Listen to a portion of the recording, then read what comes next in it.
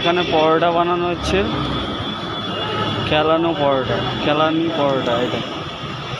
এটাকে কেলিয়ে কেলিয়ে বানাতে হয় এই পরোটাকে, এই জন্যে এই পরোটাটার নাম কেলানো পরোটা, কেলানি পরোটা।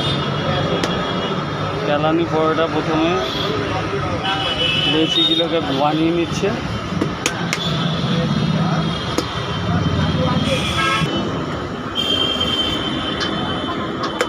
কেলানো পরোটা শুরু, তৈরি